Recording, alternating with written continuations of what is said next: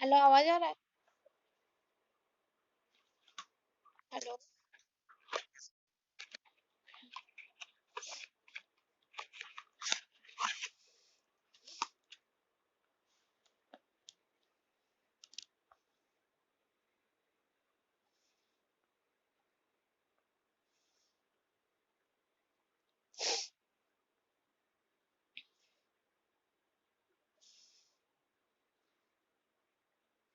हम थोड़ा थ्योरी बता कर उसके बाद न्यूमेरिकल स्टार्ट करते हैं।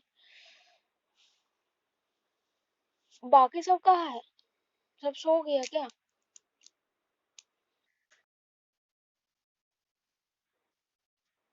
3 बजे से सर्वे का हम लोग का सर्वे है अभी इस सेमेस्टर में। सर्वे का क्लास है ना, लैब क्लास? 3 बजे से है। ओ, मेरा तो क्लास अभी 3 बजे से रूटीन में ही है। तो देखो पिछले क्लास में क्या, 3:15 से तो पिछले क्लास में हम लोगों का क्या था, हम लोग किए थे, प्रूव किए थे उसका जो कितना उसका एरिया ऑफ द स्टील होगा एक सिंकली रेनफोर्स्ड रेक्टेंगुलर सेक्शन के केस में कितना होगा। तो सिंकली रेनफोर्स्ड सेक्शन के केस में जो हम लोगों के पास जो एक फॉर्मूला आया था into N divided by 2 is equal to M into S T into D minus N, ये हम लोगों ने पिछले क्लास में प्रूव किए थे। और लिवर आर्म भी हम लोगों ने प्रूव किए थे, Z is equal to D minus N A by 3। हमने बस फॉर्मूला रिविजन करवा दे रहा है, न्यूमेरिकल करना है। तो और moment of resistance due to the compression action की वजह से कितना आया था मेरा, half into sigma CVC into N into B into D minus N by 3, ये आया था। और moment of resistance for the tension वाले एक्शन के केस में कितना आया था, वो आया था sigma into S T into A S T into D minus N by 3, ये आया था। बस एक बार रिविजन कर लो तुम लोग, इसी का यूज करना होगा। Moment of resistance for the tension वाले साइड के केस में आया था sigma S T into S T into D minus N by 3। और कंप्रेशन एक्शन के केस में जो मेरा मोमेंट ऑफ रेजिस्टेंस आया था उसका जो वैल्यू था half into sigma CVC into N into B into D minus N by 3, इस वैल्यू आया था। उसके बाद जो नेक्स्ट आया था मेरा न्यूट्रल एक्सिस डेप्थ फैक्टर। तो न्यूट्रल एक्सिस डेप्थ फैक्टर का हम लोगों ने के का रिलेशन हम लोगों को मिला था।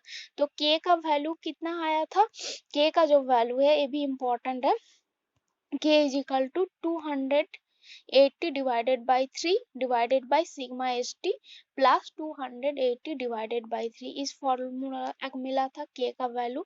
उसके बाद नेक्स्ट हम लोगों ने क्या किए थे, balance section, over enforce section and under enforce section. Over enforce section और balance section and under enforce section याद है किसी को, कुछ आइडिया है बोलो? पिछले क्लास में बता दिए थे बैलेंस सेक्शन क्या होता है, over enforce section and under enforce section क्या होता है।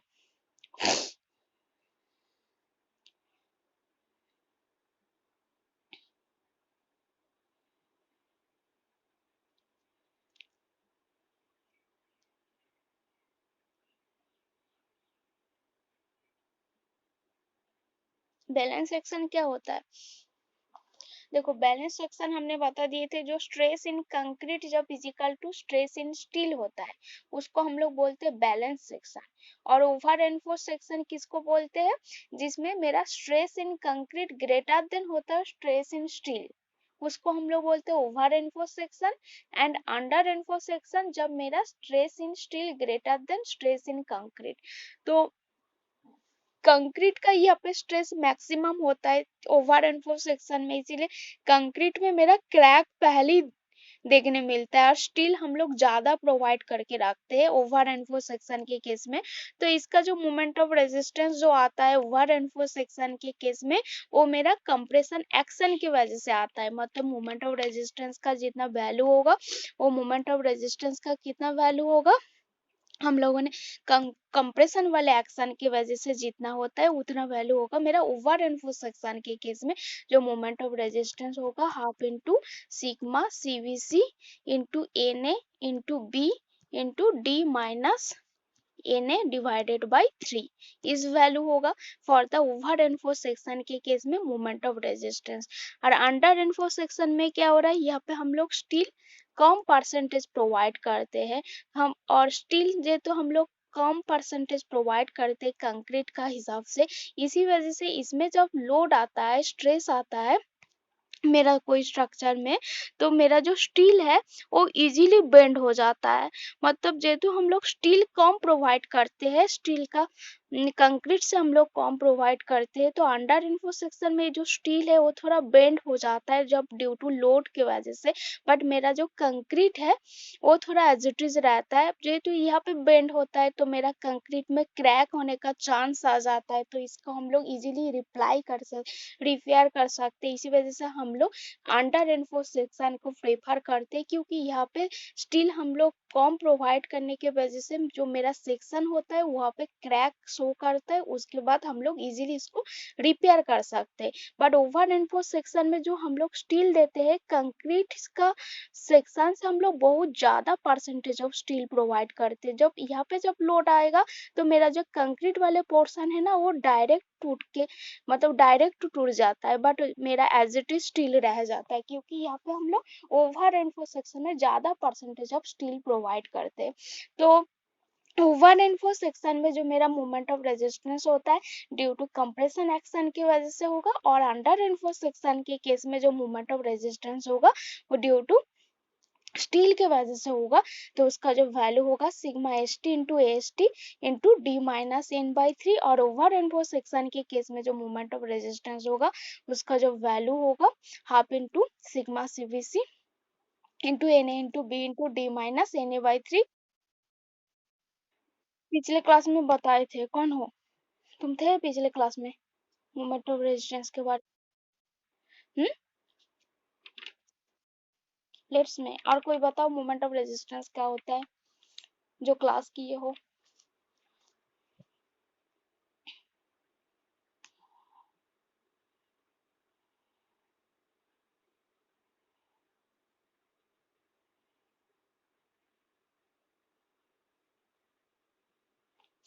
देखो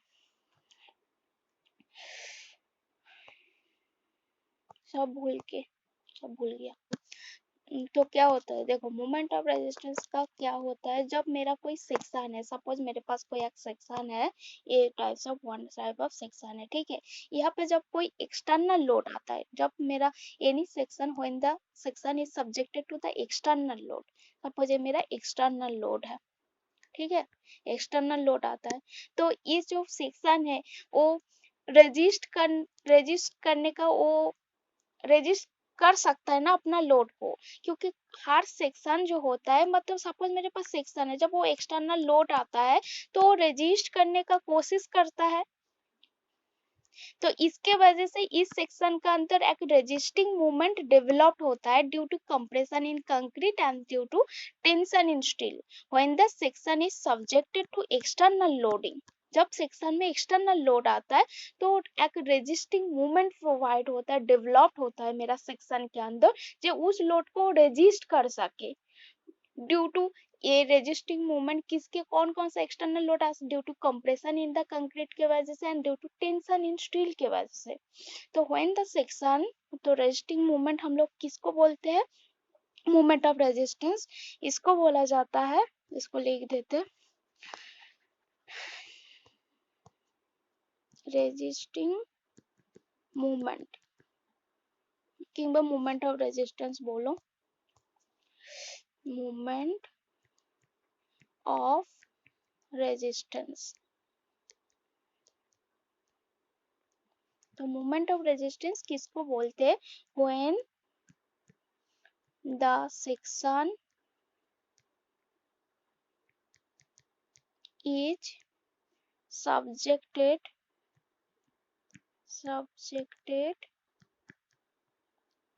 to external loading, resisting movement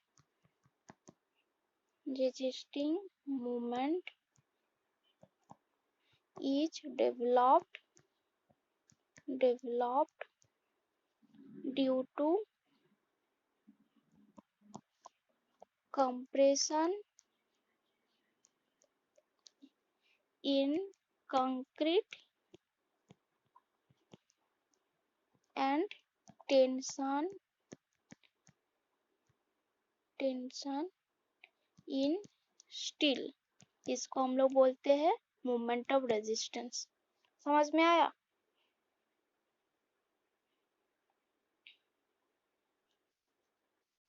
ठीक है, इसको नोट कर लो।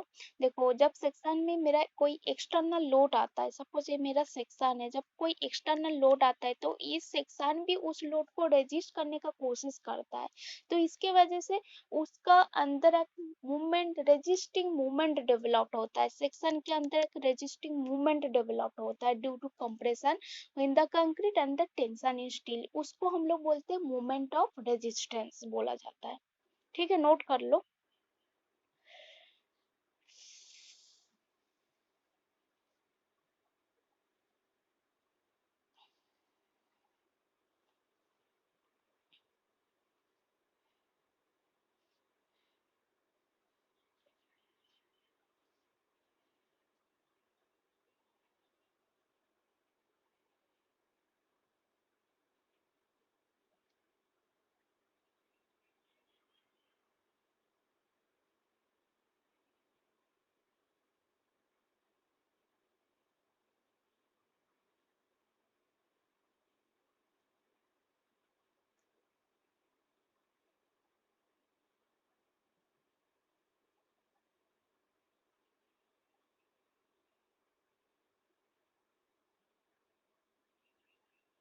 तुम लोगों का क्या सर्वे का लैब ऑफलाइन हो रहा है? अच्छा। अच्छा, तो तुम लोग आए नहीं?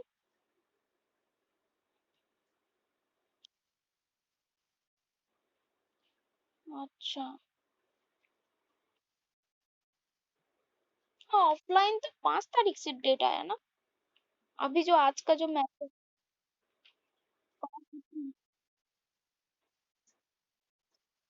अच्छा, तुम लोगों का अभी बस लैब ही हो रहा है ऑफलाइन।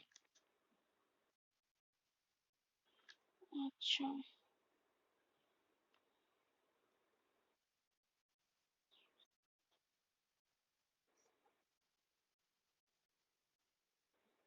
अच्छा, तो ठीक है, जब लैब हो रहा है ना, पुराना वाला ही रिवीजन करते हैं। ठीक है, जहाँ जहाँ पे डाउट है, नया वाला ने कल से करेंगे, नया को स्टार्ट, क्योंकि वो लोग तो समझ में नहीं आएगा जब लैब हो रहा है ऑफलाइन। ठीक है। अच्छा, पुराना वाला में तुम लोग को बैलेंस सेक्शन ये सब समझा देते हैं।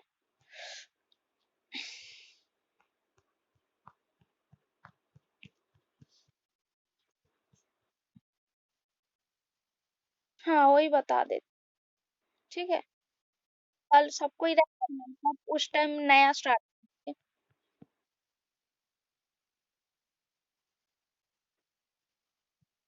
अच्छा, हाँ हाँ ठीक है, हम वही रिवीजन कर देते हैं।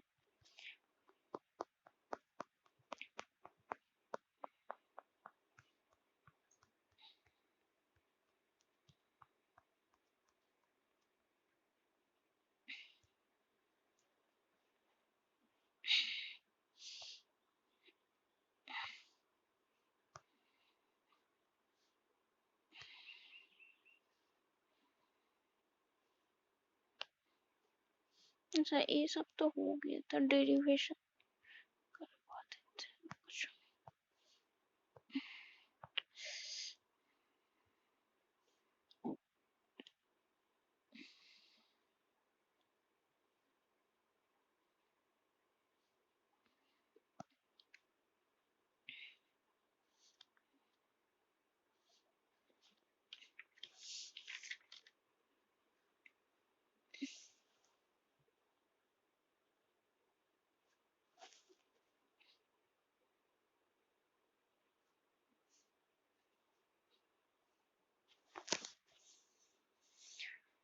देखो WSM मेथड में हम लोग पहले स्टार्टिंग क्या है ना, एक सिंगली रेनफोर्स्ड बीम का कोई सेक्शन का उसका कितना मेरा मोमेंट ऑफ रेजिस्टेंस आएगा वो कैलकुलेट करेंगे। उसका पहले हम लोग को डेरिवेशन में एक सिंगली रेनफोर्स्ड बीम मतलब जिसका बॉटम वाले साइड में ही रेनफोर्समेंट लगा हुआ है उसको हम लोग बोलते हैं singly reinforced beam.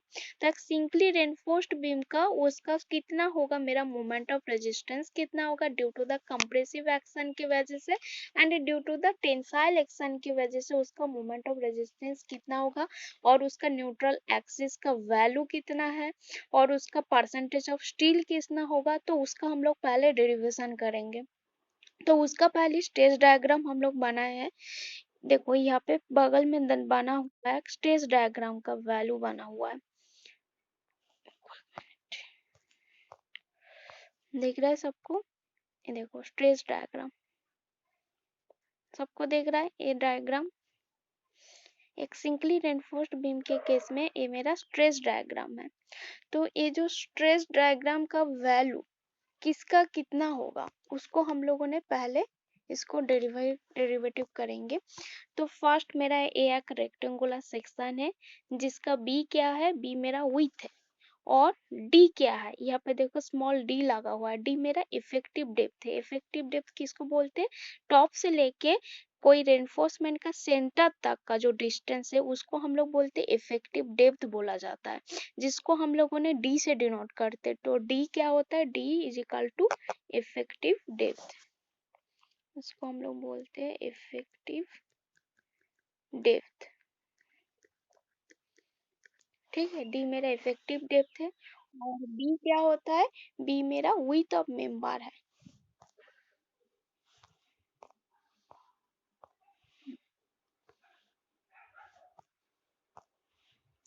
B is equal to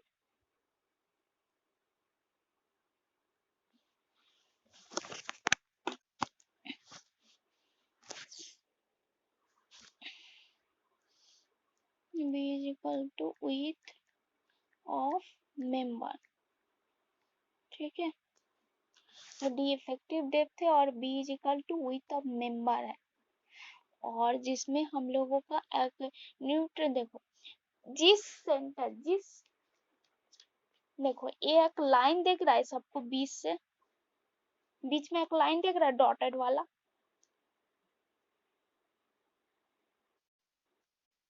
देख रहा है? देखो कंप्रेशन वाले जो सेक्शन है, क्योंकि कंक्रीट का जिस न्यूट्रल एक्सिस किसको बोलते हैं, बीच वाले जो एक्सिस को हम लोग बोलते हैं, इस एक्सिस को हम लोग बोला जाता है न्यूट्रल एक्सिस, जहाँ पे सारा का सारा जो स्ट्रेस होता है वो जीरो होता है। इसी वजह से इसका जो बीच वाला एक्सिस देख रहा है जिसको हम लोग बोलते हैं न्यूट्रल एक्सिस, इसको हम लोग बोलेंगे न्यूट्रल एक्सिस। और टॉप से लेके न्यूट्रल एक्सिस तक का जो डेप्थ है इसको हम लोग एन से डिनोट करते हैं। तो एन क्या होता है, एन होता है मेरा neutral axis depth. N is equal to neutral axis depth. ठीक है, एन होता है मेरा न्यूट्रल एक्सिस डेप्थ बोला जाता है। तो एन क्या होता है, मेरा न्यूट्रल एक्सिस डेप्थ जिसका वैल्यू होता है के इंटू डी, जिसका वैल्यू होता है के इंटू डी, जिसमें के क्या होता है, के को हम लोग डिनोट करते हैं K is equal to neutral axis depth factor. Neutral, एक मिनट नीचे लिखते हैं, K is equal to neutral axis depth factor K का जो वैल्यू है। तो n क्या होता है, टॉप से लेके न्यूट्रल एक्सिस तक का जो डिस्टेंस है इसको हम लोग n से डिनोट किए हैं, जिसको हम लोग बोलते हैं न्यूट्रल एक्सिस डेप्थ। और n का जो वैल्यू हम लोग k इंटू डी करते हैं, n is equal to k into D, जिसमें k होता है न्यूट्रल एक्सिस डेप्थ फैक्टर और d तो पता ही है हम लोगों को इफेक्टिव डेप्थ जिसको बोलते हैं।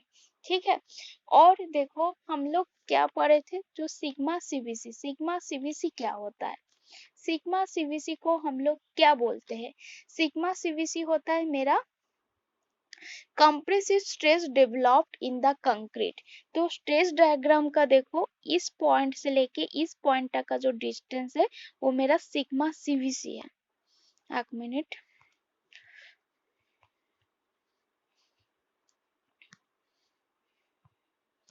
देखो डायग्राम का, स्ट्रेस डायग्राम में देखो इस पॉइंट से लेके इस पॉइंट से लेके इस पॉइंट तक का जो डिस्टेंस है इसका वैल्यू है मेरा सिग्मा सीबीसी, और बॉटम वाले का देखो सिग्मा एसटी, क्योंकि बॉटम वाले मेरा स्टील का एरिया है, तो इसका जो वैल्यू है उसका वैल्यू है मेरा sigma S T divided by M. इसमें एम क्या होता है, M is equal to modular ratio, इसको हम लोग बोलते हैं मॉड्यूलर रेशियो। ठीक है, क्योंकि मॉड्यूलर रेशियो हम लोग किस लिए लेते हैं, जो कंक्रीट होता है कंक्रीट के टर्म को स्टील का टर्म में इक्विवेलेंट करने के लिए हम लोग मॉड्यूलर रेशियो से मल्टीप्लाई करते हैं, किंबा स्टील का जो स्ट्रेस होता है उससे हम लोग डिवाइड करते हैं। तो sigma S T divided by M, तो जिसमें सिग्मा सीबीसी को हम लोग क्या बोलते हैं, सिग्मा सीबीसी, जिसमें हम लोग सिग्मा सीवीसी होता है मेरा compressive stress developed in the concrete. याद रहेगा, रुको हम इसको लिख देते हैं, सिग्मा सीवीसी क्या होता है एंड सिग्मा एसटी क्या होता है। Sigma CVC, sigma CVC is equal to क्या होता है, compressive compressive stress, compressive stress developed developed developed in concrete. ठीक है, इन कंक्रीट मेरा सिग्मा सीवीसी, और सिग्मा एसटी होता है tensile stress developed in steel. Sigma CVC मेरा compressive stress developed in concrete, and sigma ST होता है tensile stress developed in the concrete. ठीक है, याद रहेगा। और एरिया ऑफ द स्टील क्या होता है, area of the steel, area of the tensile reinforcement, उसको हम लोग बोलते हैं area of the steel, AST से डिनोट करते हैं एरिया ऑफ द स्टील को। तो उसके बाद हम लोग क्या करेंगे ना, ये एक ट्रायंगल दिख रहा है, यहाँ पे देखो, तुम लोग देखो, रुको दिखाते हैं।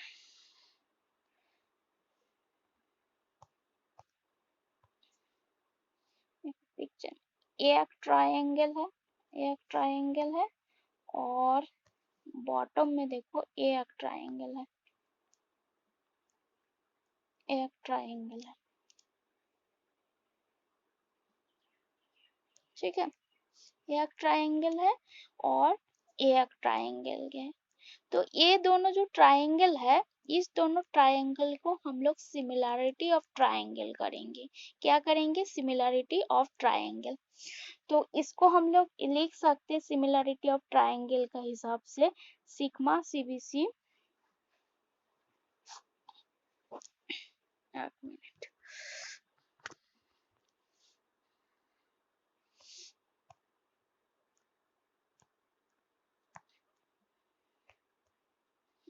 अच्छा यहाँ पे दिखा देते। स्टील के लिए है, तो मेरा टोटल स्ट्रेस डायग्राम है। तो देखो हम लोग इस ट्रायंगल को लिख सकते हैं sigma CBC divided by sigma ST by M is equal to N by D minus N. तुम लोग इसको कॉपी में लिखो, हमने उसके बाद पिक्चर में जाते हैं। इसको कॉपी में लिखो, ठीक है, उसके बाद पिक्चर में दिखाते हैं कैसे हो रहा है सिमिलरिटी ऑफ ट्रायंगल।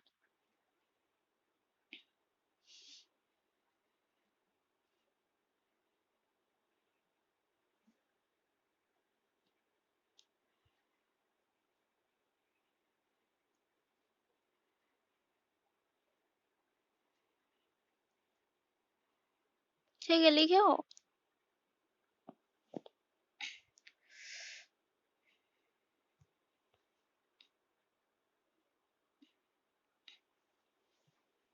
लिख के बताना अपना कॉपी में, इस फॉर्मूला लिखो, उसके बाद समझा रहा है।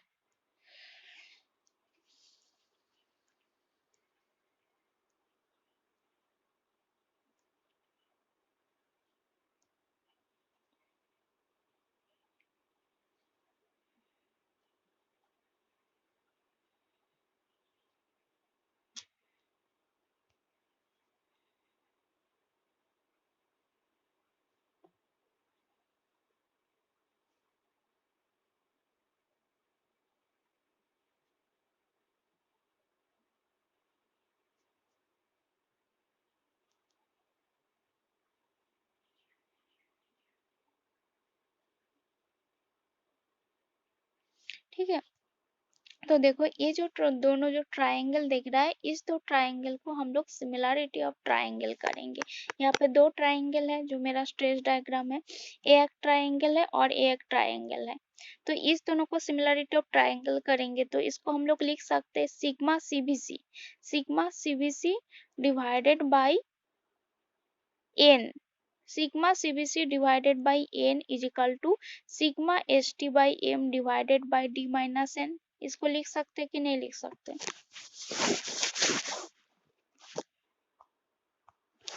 देखो sigma cbc divided by sigma st by m is equal to n by d minus n। तो ये कहाँ से आया?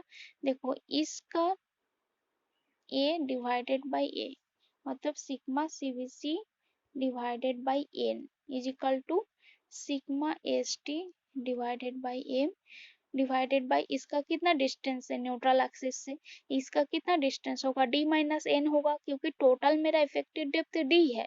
न्यूट्रल एक्सिस तक का जो डेप्थ है इसको हम लोग n से डिनोट कर रहा है, तो यहाँ से लेके यहाँ तक का डिस्टेंस कितना होगा d माइनस n।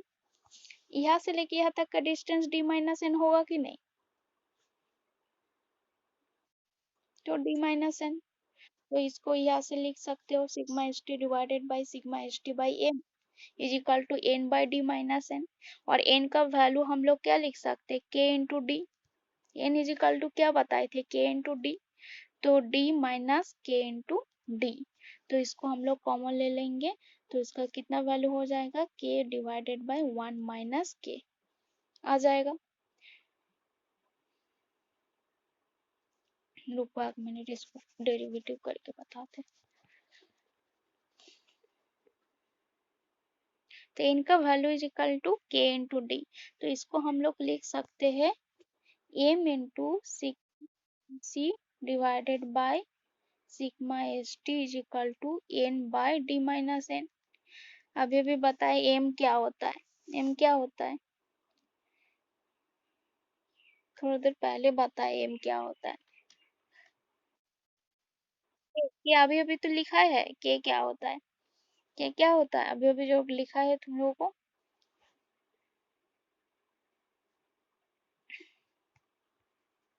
अभी अभी लिख के दिए हैं यहाँ पे कि देखो के का वैल्यू, के हम लोग किसको बोलते हैं? के इज इक्वल टू होता है neutral axis depth factor. K is equal to neutral axis depth factor. अभी अभी लिखवाए थे इसको, तुम लोग कॉपी में लिखा करो। तो हाँ,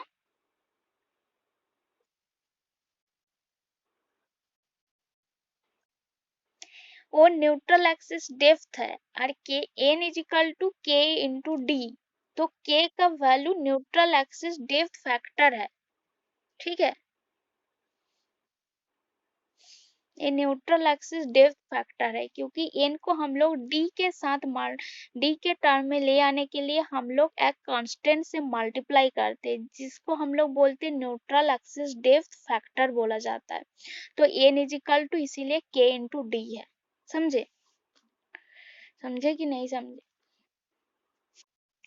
ठीक है। तो उसके बाद देखो नेक्स्ट आ जाते हैं।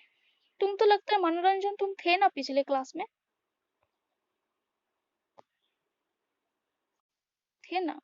तो तुमको तो पिछले क्लास में भी तुम बता दिए थे, फिर भी तुम पूछ रहे नहीं ये सब। उसके बाद देख, हाँ रिवीजन करोगे तो याद रहेगा, नहीं तो ऐसे हम समझा दिए, समझने के बाद थोड़ा एक देख लोगे ना तो अच्छा से याद रहेगा। वो तो वो डाला ही हुआ है, हमने पुराना वाला ही अभी करवा रहे हैं उसको, कल नया वाला स्टार्ट करेंगे। तो देखो इसके बाद हम लोग इसका डेरिवेटिव में मेरा क्या आया, ये हम लोग प्रूव कर लिए। तो कहाँ से आया? देखो फॉर्मूला यहाँ पे भी लिखा हुआ है, अभी डेरिवेटिव किए, जो m into sigma CBC divided by sigma S T is equal to N divided by D minus N. ठीक है, देखो यहाँ पे लिखा हुआ है हार्ड टर्म का किसको किसको क्या बोलते हैं। ये नोट्स ना अपलोडेड है तुम लोग का गूगल क्लासरूम में। हार्ड टर्म को हम लोग किसको क्या बोलते हैं, देखो सिग्मा सीबीसी को हम लोग क्या बोलते हैं, sigma CBC is equal to, और द सिग्मा सी से भी डिनोट करते हैं मेरा compressive stress the developed in the concrete. और सिग्मा एसटी क्या होता है, tensile stress developed in steel. AST area of the tensile reinforcement. D effective depth है। B width of member. And N क्या होता है, न्यूट्रल एक्सिस डेप्थ। एन का जो वैल्यू होता है K into D. Modular ratio M जो होता है मेरा 280 divided by 3 into sigma CBC, मेरा आईएस कोड में दिया हुआ है। के होता है, इसमें जो के का जो वैल्यू है किसको हम लोग बोलते हैं, न्यूट्रल एक्सिस डेप्थ फैक्टर बोला जाता है। और सी होता है मेरा compressive force in concrete. T मेरा tensile force in steel. M moment of resistance of the section. ठीक है। उसके बाद नेक्स्ट आते हैं मेरा एरिया ऑफ द स्टील। देखो एरिया ऑफ द स्टील हम लोग कैसे कैलकुलेट करते हैं, तो यहाँ पे क्या है ना, हम लोग इक्विलिब्रियम इक्वेशन लगाते हैं। तो इक्विलिब्रियम इक्वेशन का हिसाब से यहाँ पे हम लोग इक्विलिब्रियम इक्वेशन लगाते हैं, तो हम लोग का जो total compression is equal to total tension है। जितना मेरा कंप्रेशन है उतना ही मेरा टेंशन आएगा सेक्शन में, हम लोग इक्विलिब्रियम इक्वेशन को लगाएंगे तो यहाँ पे C is equal to T, मतलब total compression is equal to total tension. इसको हम लोगों ने लिख सकते हैं, पिछले क्लास में भी बताए थे। तो यहाँ पे moment of compressive area is equal to moment of tensile area हो जाएगा। तो जितना मेरा मोमेंट ऑफ कंप्रेसिव एरिया जितना होगा उतना ही मेरा मोमेंट ऑफ टेंसाइल एरिया हो जाएगा। तो इसको हम लोग लिख सकते हैं moment of compressive compressive area is equal to moment of tensile area, A हो जाएगा। तो इससे हम लोग इसको डिनोट कर सकते हैं। मोमेंट ऑफ कंप्रेसिव एरिया हम लोग कहाँ से कैलकुलेट करेंगे, कैसे हम लोग करेंगे, तो देखो एक रेक्टेंगुलर, ये मेरा रेक्टेंगुलर सेक्शन है, ठीक है। तो रेक्टेंगुलर,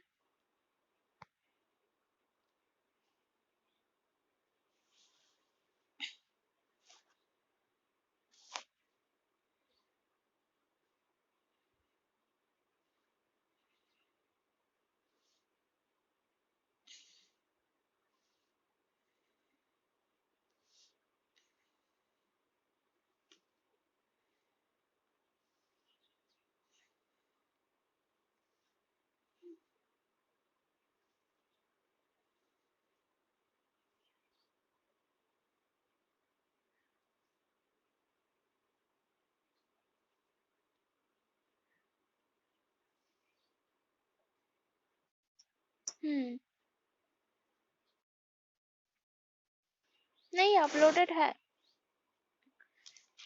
देखो अपलोड किया हुआ है, WSM मेथड देखिए।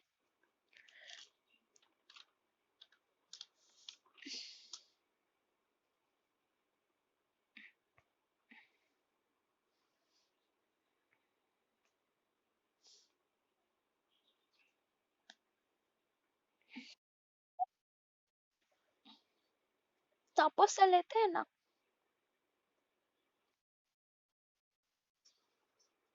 तुम लोग का कंक्रीट लैब नहीं स्टार्ट हुआ?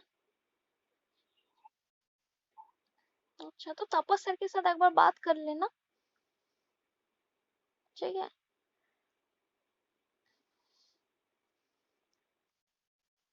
हम्म,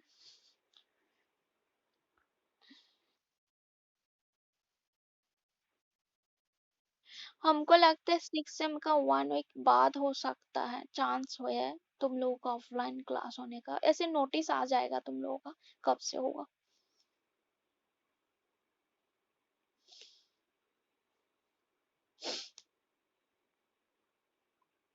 ऑफलाइन क्लास हुआ तो ये सब तुम लोगों को फिर से रिवीजन करवाना पड़ेगा। हैं से दो दो बार समझा रहा है तुम लोग को, जहाँ पे दिक्कत हो रहा है तो समझा समझा के दे रहा है। हाँ बुक का नाम इसका ले सकते हो, पूर्णिया का आरसीसी का जो बुक है, रेनफोर्स, पूर्णिया। अभी आत्मीय का बुक में आयस फॉलो करके बना है, रामानुथन आयस को वो अपना ही फॉर्मूला बना के किया है, बट हम लोग का आयस कोड फॉलो करके डिजाइन करना है। तो पूर्णिया का book है, वो थोड़ा इजी है, और वो नीलम शर्मा का भी हम लोग को इजी मिल जाएगा। इजी तो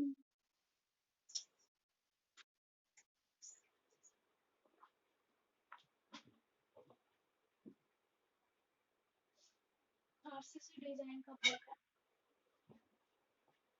ठीक है। उसके बाद नेक्स्ट आते हैं, हाँ इसका परसेंटेज ऑफ द स्टील कैसे कैलकुलेट करते हैं।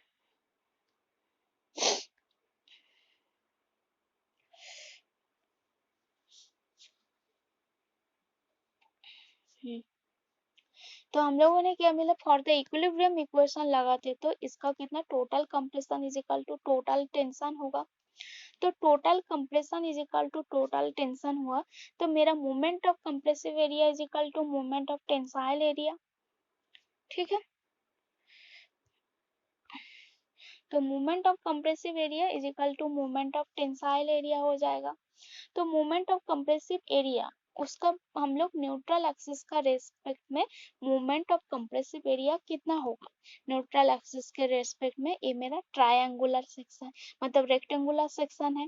तो रेक्टेंगुलर सेक्शन के केस में कितना होगा moment of compressive area is equal to होगा B into N into neutral axis के रेस्पेक्ट में उसका centre of gravity rectangular section में हाफ में होता है, तो n/2 हो जाएगा, इज इक्वल टू कितना होगा m into area of the steel है, ये मेरा कितना है AST है, तो m इंटू AST इंटू इसका न्यूट्रल एक्सिस, मतलब इसका न्यूट्रल एक्सिस से लेके सेंटर तक का इसका कितना डिस्टेंस है, इसका जो सेंटर ऑफ ग्रेविटी जो है मेरा D-N में काम करता है, ठीक है।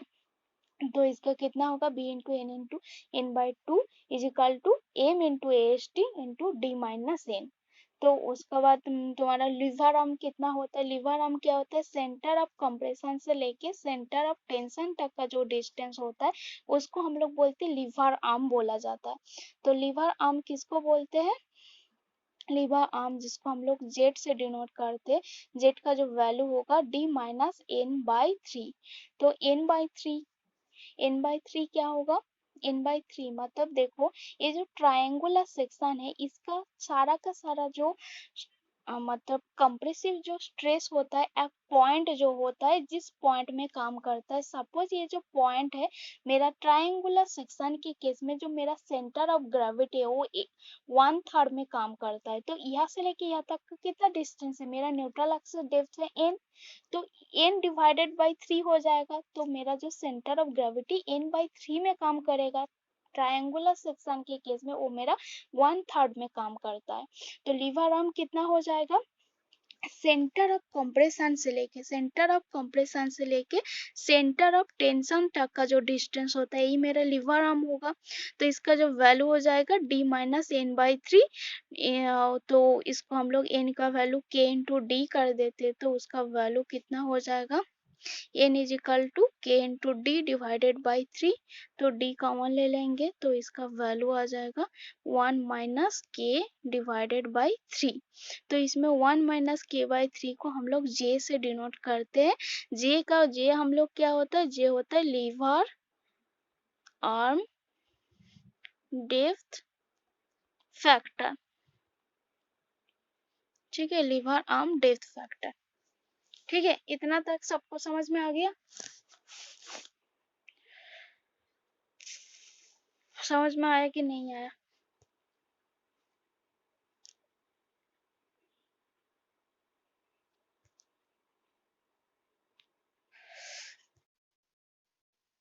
हाँ पहले बताए थे तो तुम लोगों का किसी किसी को दिक्कत है इसीलिए हम रिवीजन करवा दे रहे हैं।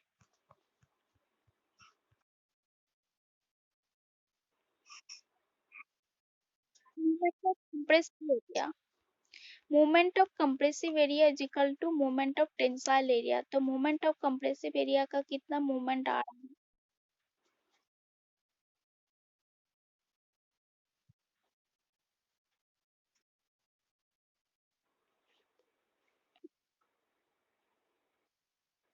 है, हम तुमको बताए हैं पहले, पहले भी तुम्ही को भी बताया है हमने रिवीजन करके। इसको पिक्चर देखो उसके बाद सोचो कहाँ से हो रहा है B into N into N by two.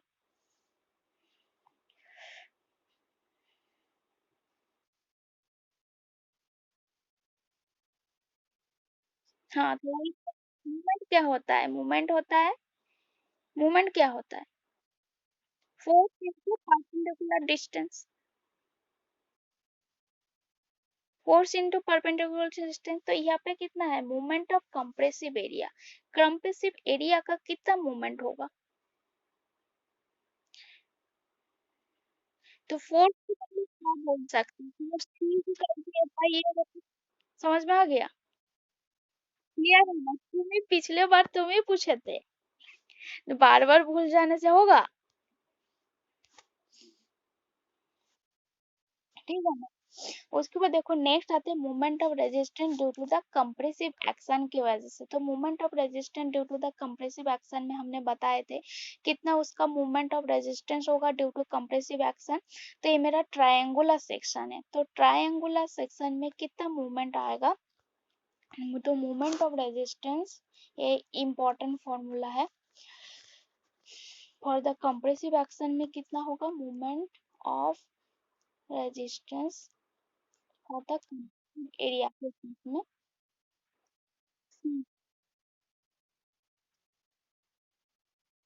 हाँ डबली रेनफोर्स का ही बता रहे, जो हुआ था ना उसी का ही रिवीजन कर दे रहा है, कोई कोई नहीं आया था उस टाइम क्लास में तुम लोगों का।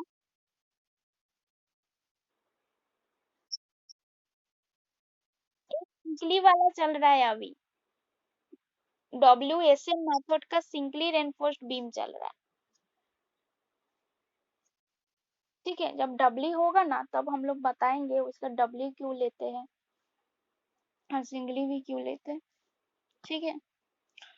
तो देखो movement of resistance for the compressive वाले एक्शन के केस में कितना हम लोग लिए थे, half into sigma CVC into N into B into D minus N by three. तो ये कैसे आया, देखो ट्राइंगुलर सेक्शन के केस में मतलब मूवमेंट क्या होता है, फोर्स इंटू परपेंडिकुलर डिस्टेंस। तो फोर्स को हम लोग क्या लिख सकते हैं, इस सेक्शन के केस में कितना होगा, देखो देखो एक मिनट, यहाँ पे मेरा कंप्रेसिव एक्शन है, ये पहला वाला जो ट्रायंगल है यहाँ पे कितना हो रहा है, कंप्रेसिव एक्शन आ रहा है ये वाला ट्रायंगल में। तो इसका मोमेंट ऑफ रेजिस्टेंस कितना होगा, इसको हम लोग लिख सकते हैं कि नहीं लिख सकते, half into sigma CVC, half क्योंकि ट्रायंगुलर सेक्शन का कितना एरिया होता है, हाफ इंटू सिग्मा सीवीसी इसका एरिया हो गया, इंटू इसका half into sigma CVC into इसका डिस्टेंस कितना है एन है। तो इसको हम लोग फोर्स के टर्म में ले आने के लिए बी से हम लोग मल्टीप्लाई करते हैं और इनटू मेरा परपेंडिकुलर डिस्टेंस कितना है ड्यू टू न्यूट्रल एक्सिस के रेस्पेक्ट में मेरा जो परपेंडिकुलर डिस्टेंस होता है D minus N by three. तो इस डिस्टेंस मतलब लीवर आर्म लेते हैं, लीवर आर्म से हम लोग मल्टीप्लाई करते हैं। तो moment of resistance due to the compressive action के केस में ये मेरा जो वैल्यू आएगा half into sigma CBC N into B into D minus N by three. और moment of resistance for the tension वाले एक्शन के केस में कितना होगा, फॉर द टेंशन वाले एक्शन के केस में उसका जो वैल्यू हो जाएगा sigma S T into A S T into D minus N by three. इसको हम लोग इसको मिला था और जिससे हम लोग कैलकुलेट किए थे, यहाँ से हम लोग ए एस टी का जो वैल्यू कैलकुलेट किए थे total movement divided by sigma S T into J into D, यहाँ से हम लोग एरिया ऑफ द स्टील को कैलकुलेट किए थे, ठीक है। उसके बाद नेक्स्ट आ जाते हैं balance section and the over reinforce section.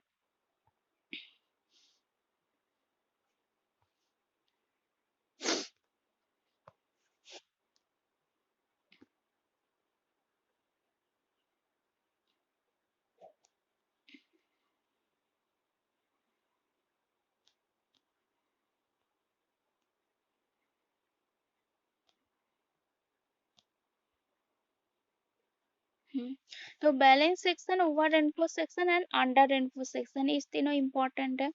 तो बैलेंस सेक्शन किसको बोलते हैं और over reinforce section and under reinforce section किसको बोलते हैं, और तीनों का क्या डिफरेंस होता है बताओ, जो पिछले क्लास में थे वो बताओ।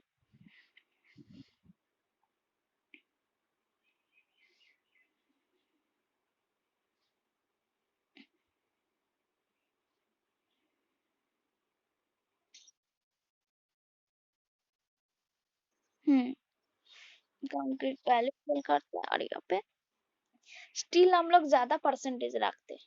और अंडर रेनफोर्स सेक्शन में क्या होता है,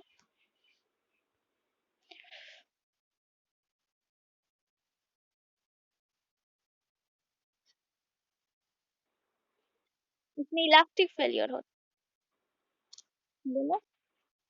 और स्टील ओवर, हम्म, हम्म,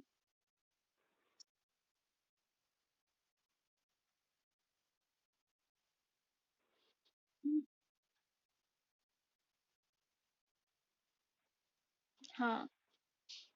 और अंडर रेनफोर्स सेक्शन में हम लोग स्टील, देखो अंडर रेनफोर्स मतलब इसमें स्टील कम रखते हैं, ओवर रेनफोर्स मतलब ज्यादा स्टील प्रोवाइड करते हैं, कंक्रीट से ज्यादा परसेंटेज स्टील रखा जाता है। तो इसी वजह से क्या होता है, ज्यादा स्टील की वजह से कंक्रीट में फेलियर तुरंत हो जाता है, और कंक्रीट फेल हो गया मतलब वो डायरेक्ट गिर जाएगा। और अंडर इंफ्रास्ट्रक्चर में स्टील बहुत कम परसेंटेज रखते हैं, तो जिसके वजह से जो मेरा लोड आएगा स्ट्रक्चर में वो बेंड होता है, और बेंड के वजह से मेरा स्ट्रक्चर में क्रैक आएगा।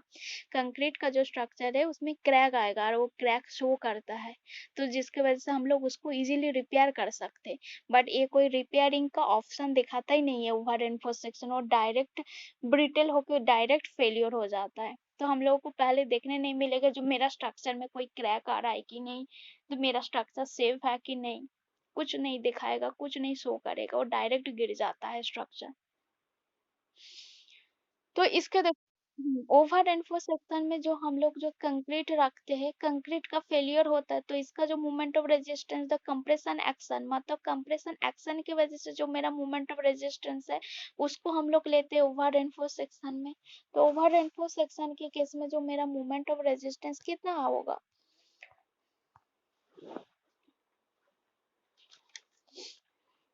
जो कंप्रेशन एक्शन में जितना आया था, कितना आया था मेरा मूवमेंट ऑफ रेजिस्टेंस,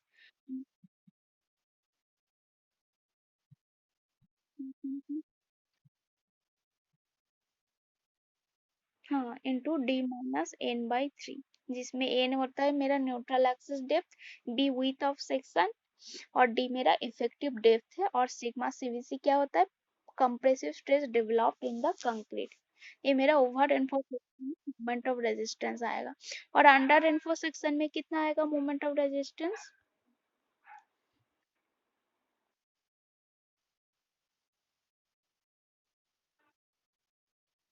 बस sigma S T into S T into D minus,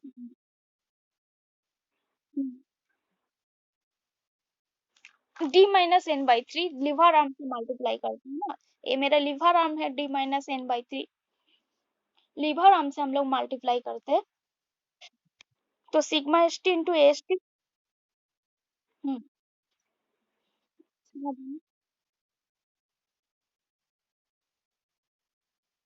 हाँ,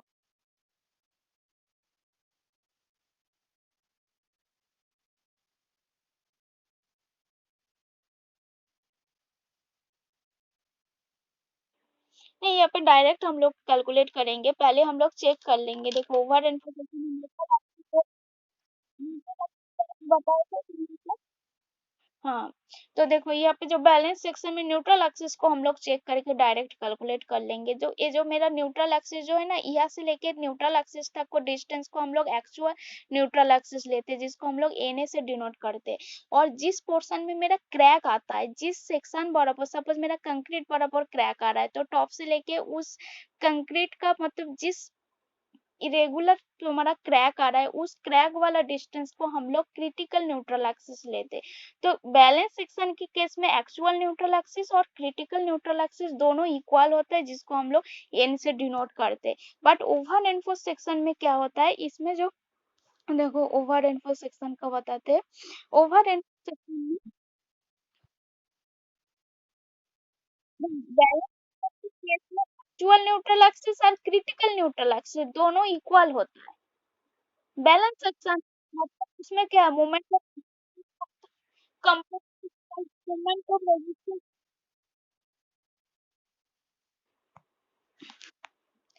बैलेंस सेक्शन में एक ही न्यूट्रल एक्सिस है जो बीच में है। देखो बैलेंस सेक्शन यहाँ पे कोई क्रैक टक नहीं हो रहा है, बैलेंस सेक्शन मतलब पूरा बैलेंस है। इसका जो न्यूट्रल एक्सिस है, जो देखो हम लोग जो जनरल जो सिंगली रेनफोर्स्ड बीम के सेक्शन में जो न्यूट्रल एक्सिस है वही डेप्थ है।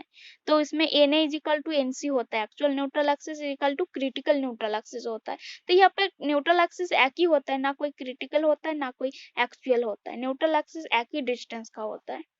पर जब ओवर एनफोर्स सेक्शन होता है मतलब यहाँ पे मोमेंट ऑफ रेजिस्टेंस जो होगा फॉर द कंप्रेशन वाले साइड में जितना आएगा मोमेंट ऑफ रेजिस्टेंस उतना ही आएगा मेरा टेंसर वाले साइड में moment of resistance for the balance section के केस में। पर जब ओवर एनफोर्स सेक्शन आएगा, जब ओवर एनफोर्स सेक्शन आ जाता है तब उसमें क्या होगा, देखो बीच में तो ए मेरा बीच वाले जो एक्सिस देख रहा है टॉप से लेके बीच वाले जहाँ पे मेरा न्यूट्रल एक्सिस किसको बोलते हैं, जिस एक्सिस बराबर मेरा सारा का सारा सेक्शन का स्ट्रेस जीरो होता है उसको हम लोग बोलते हैं न्यूट्रल एक्सिस बोला जाता है। तो देखो यहाँ पे बीच में मतलब मिडिल में अगर एक्सिस जा रहा है जिसको हम लोग बोलते हैं ना एक्चुअल न्यूट्रल एक्सिस, इस एक्सिस को हम लोग बोलेंगे एक्चुअल न्यूट्रल एक्सिस। और ओवर एनफोर्स सेक्शन में क्या कहाँ पे मेरा फेलियर हो रहा है, स्टील में हो रहा है ना कंक्रीट में हो रहा है, कंक्रीट वाले एरिया में ना फेलियर हो रहा है ओवर एनफोर्स। कंक्रीट वाले एरिया में मेरा क्रिटिकल न्यूट्रल एक्सिस आएगा, जिस क्रिटिकल एक्सिस न्यूट्रल एक्सिस किसको बोलते हैं, जिस न्यूट्रल एक्सिस में क्रिटिकल फेलियर होता है मतलब जिस न्यूट्रल एक्सिस बराबर मेरा सेक्शन फेल करता है उसको हम लोग बोलते हैं क्रिटिकल न्यूट्रल एक्सिस बोला जाता है। तो मेरा कंक्रीट में फेल हो रहा है तो जिस एक्सिस बराबर मेरा फेल हो रहा है देखो उसको ऊपर एक न्यूट्रल एक्सिस दिया हुआ है, तो टॉप से लेके उसका ऊपर वाले जो न्यूट्रल एक्सिस है इसका यहाँ से लेके जो ऊपर वाले जो न्यूट्रल एक्सिस देख रहा है एनसी से यहाँ से लेके यहाँ तक का, इसको हम लोग बोलते हैं एनसी। एनसी क्या होता है, क्रिटिकल न्यूट्रल एक्सिस। समझ में आया?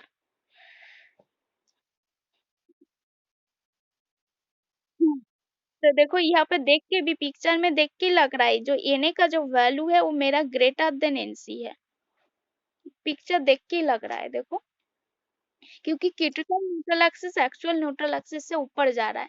और क्रिटिकल न्यूट्रल एक्सिस को हम लोग कैलकुलेट करते हैं के सी इंटू डी इस फॉर्मूला से लेके, और एक्चुअल न्यूट्रल एक्सिस को हम लोग जो कैलकुलेट किए ना into N by two is equal to M into A S T into D minus N by three, ये जो आप फॉर्मूला लिए थे into N by two is equal to M into A S T into D minus N. तो इसमें जो N है ये मेरा एक्चुअल न्यूट्रल एक्सिस, इस फॉर्मूला का हेल्प से हम लोग एक्चुअल न्यूट्रल एक्सिस कैलकुलेट करेंगे। और N C is equal to के सी इंटू डी इस फॉर्मूला का हेल्प से हम लोग क्रिटिकल न्यूट्रल एक्सिस को कैलकुलेट करेंगे, जिसमें के सी का जो वैल्यू है, देखो के का वैल्यू भी हम लोग प्रूव किए थे, तो के का वैल्यू कितना आया था 280 डिवाइडेड बाई 3 देके, याद है? के का जो वैल्यू हम लोगों को आया था, हम लोग प्रूव किए थे ना, K is equal to M into sigma CVC divided by sigma S T plus M into sigma CVC. इस फॉर्मूला से हम लोग के सी का वैल्यू कैलकुलेट करेंगे। तो मेरा न्यूट्रल एक्सिस यहाँ से मिल जाएगा जब न्यूमेरिकल करवाएंगे, तो और क्रिटिकल न्यूट्रल एक्सिस यहाँ पे मिल जाएगा। उसके बाद हम लोग इस दोनों को चेक कर लेंगे, वो मेरा ओवर एनफोर्स सेक्शन हो रहा है ना अंडर एनफोर्स सेक्शन हो रहा है। ओवर एनफोर्स सेक्शन हुआ तो हम लोग इस फॉर्मूला से कैलकुलेट कर लेंगे, जो मोमेंट ऑफ रेजिस्टेंस इतना आएगा, कितना आएगा moment of resistance, half into sigma CBC into N A into B into D minus N A by 3। इस फॉर्मूला से हम लोग कैलकुलेट कर लेंगे। ओवर एनफोर्स सेक्शन आया था और अंडर एनफोर्स सेक्शन आया तो हम लोग sigma S T into D minus N by 3 उस फॉर्मूला से मोमेंट ऑफ रेजिस्टेंस कैलकुलेट कर लेंगे। तो ये देखो ओवर इन्फो सेक्शन में क्या होता है, N is equal to N C होता है। तो एक्चुअल न्यूट्रल एक्सिस जो होगा वो मेरा क्रिटिकल न्यूट्रल एक्सिस से ज्यादा होता है। ठीक है, एक्चुअल न्यूट्रल एक्सिस एन का जो वैल्यू है वो मेरा क्रिटिकल न्यूट्रल एक्सिस से ज्यादा होता है। तो इसमें सिग्मा तो हमारा जो मोमेंट ऑफ रेजिस्टेंस होगा ड्यू टू, क्योंकि मेरा कंक्रीट में आ रहा है क्रिटिकल न्यूट्रल एक्सिस, तो उसका रेस्पेक्ट में हम लोग मोमेंट ऑफ रेजिस्टेंस लेंगे कंप्रेशन एक्शन की वजह से जितना आ रहा है वो हो रहा है 0.5 इंटू मतलब half into sigma CVC into N into B into D minus N by 3। ठीक है, उसके बाद नेक्स्ट आ जाते हैं over enforce section, under enforce section. तो अंडर एनफोर्स सेक्शन में क्या होगा, अंडर एनफोर्स सेक्शन में मेरा स्टील में हो रहा है, मेरा स्टील कम परसेंटेज प्रोवाइड करते हैं।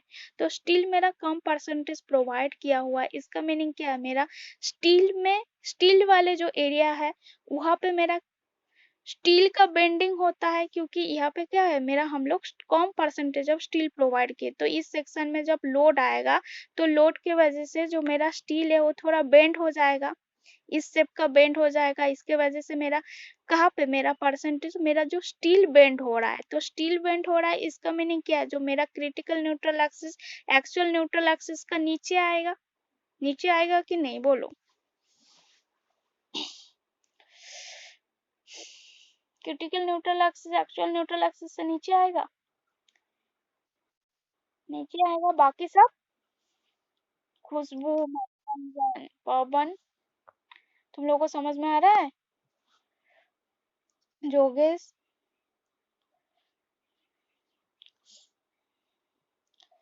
तो अंडर इन्फो सेक्शन के केस में जो मेरा क्रिटिकल जो न्यूट्रल एक्सिस है, अच्छा किसी को कोई मतलब समझ में दिक्कत हो तो तुम लोग पूछ सकते हो, हम बता देंगे। तो अंडर इन्फो सेक्शन में जो मेरा क्रिटिकल न्यूट्रल एक्सिस है वो मेरा एक्चुअल जो न्यूट्रल एक्सिस है उसका नीचे आएगा।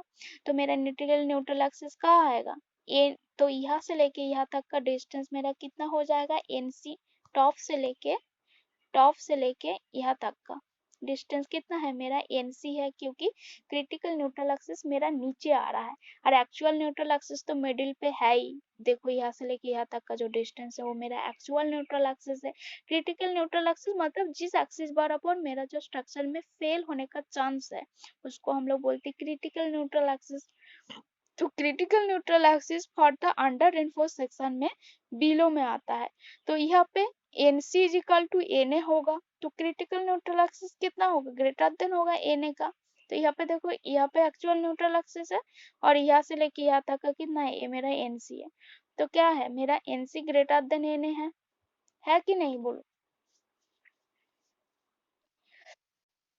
तो यहाँ पे जो मोमेंट ऑफ रेजिस्टेंस हम लोग स्टील के रेस्पेक्ट में हम लोग करेंगे, तो मोमेंट ऑफ रेजिस्टेंस मेरा कितना आ जाएगा, sigma S T into A S T into D minus N A by 3।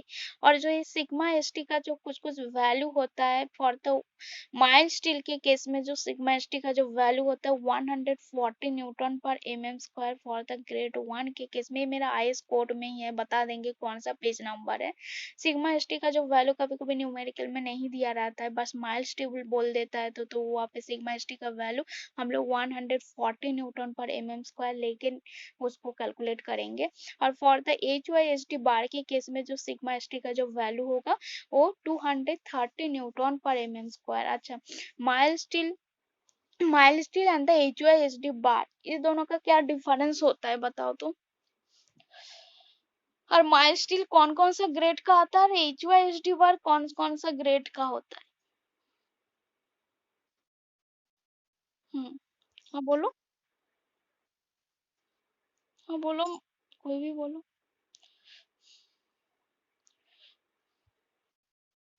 हम्म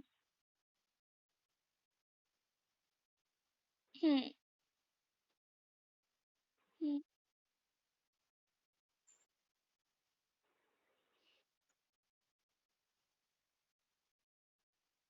हम्म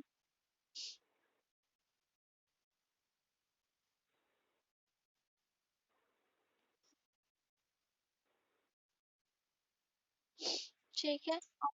और क्या।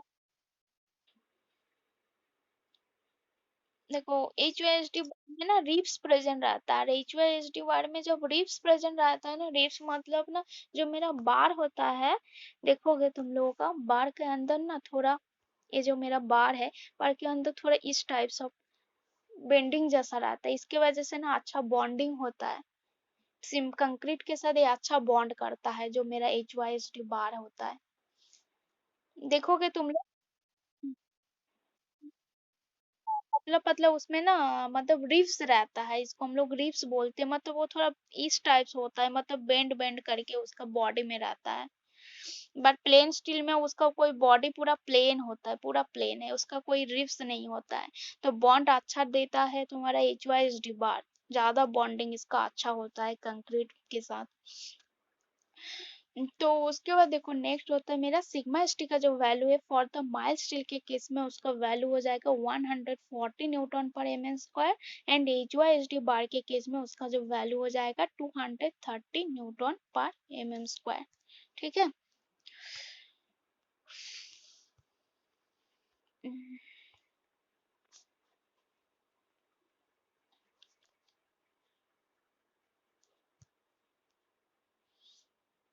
ठीक है, तुम लोग का न्यूमेरिकल नेक्स्ट क्लास में करवाते हैं, कल ही तो है, कल तो कोई क्लास नहीं है, 3 बजे से, 3 बजे से है कल, 3 बजे से और कोई क्लास है क्या?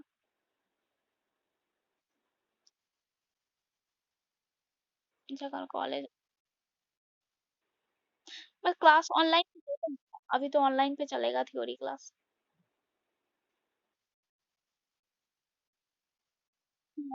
ऑफलाइन है तुम लोग का, अभी नहीं होगा, थोड़ा 1 week 2, इस week तो तुम लोगों को तो नहीं होगा ऑफलाइन, इस वीक में वो लोगों का 5 तारीख से है ना, तो 5 तारीख मतलब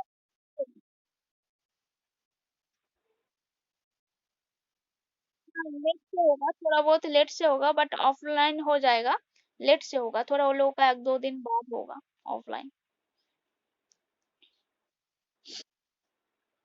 हम्म। हाँ बोलो,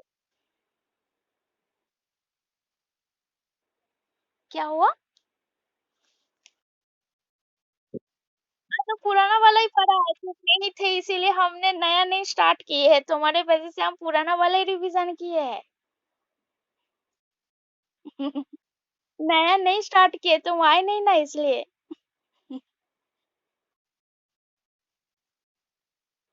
कॉलेज आए हो?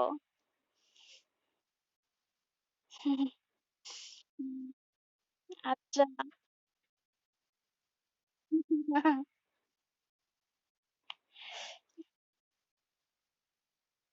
अच्छा।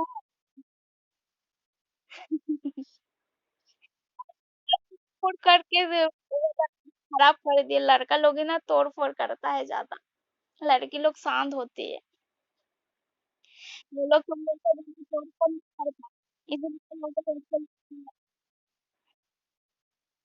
वो लोग अच्छा से रखते हैं। इसीलिए वो लोग का हॉस्टल भी अच्छा है।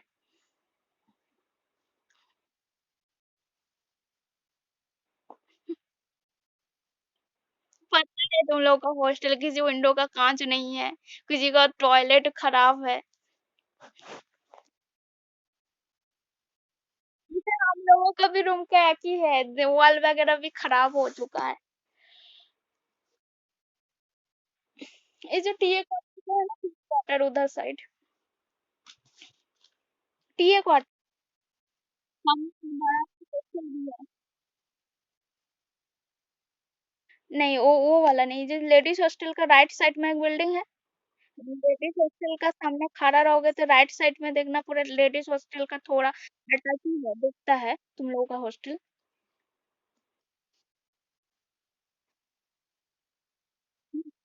बता देंगे, बट ऑफलाइन स्टार्ट होगा तभी ना बता पाएंगे, ऐसे हम स्टार्ट नहीं ना कर सकते, कॉलेज में ऑर्डर आएगा तब हम कर देंगे, ऑफलाइन में फिर तुम लोग का रिवीजन करेंगे स्टार्टिंग से।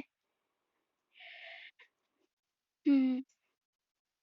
हाँ एक्स्ट्रा क्लास ले लेंगे। ठीक है।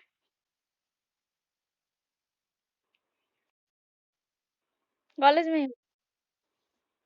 अच्छा, तुम लोगों को कौन सा हॉस्टल मिल रहा है? इधर वाला ना, वो पीछे वाला एपी क्वार्टर के तरफ?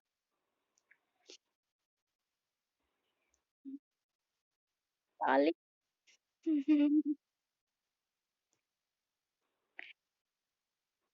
वो एकदम से नीचे में, नीचे तरफ है, उधर सामने कोई बिल्डिंग नहीं है, वो वाला है क्या? हाँ। हाँ, नीचे वो। हाँ, नीचे तरफ है, पूरा नीचे में है। चढ़ने में दिक्कत होता है। हाँ तो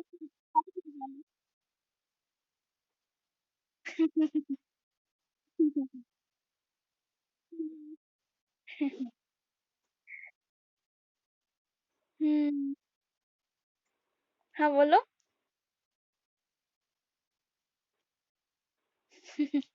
है, ये लोगों को है। हम्म। उधर जाने में ही दम। उधर गर्ल्स हॉस्टल।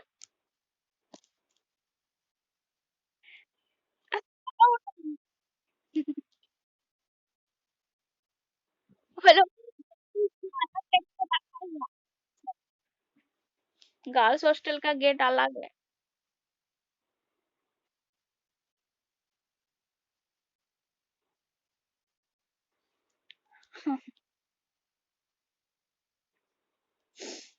चलो ठीक है तब। कल से न्यूमेरिकल, ये कल 3 बजे क्लास होगा। न्यूमेरिकल। हाँ, कल से न्यूमेरिकल, 3 3 न्यूमेरिकल करवाएंगे कल। बहुत हो गया थ्योरी हमने। हम्म, तो डिजाइन पहले स्टार्टिंग करोगे, उसका बेसिक सीख लोगे तो तब डिजाइन में कोई डाउट ही नहीं आएगा। ये बेसिक है ना। बेसिक जरूरी है डिजाइन करने के लिए।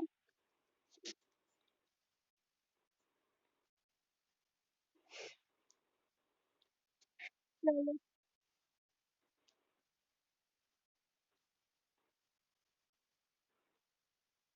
अच्छा। ड्राइंग आओ। नहीं, तुम लोगों का तो फैकल्टी नहीं है उसके लिए।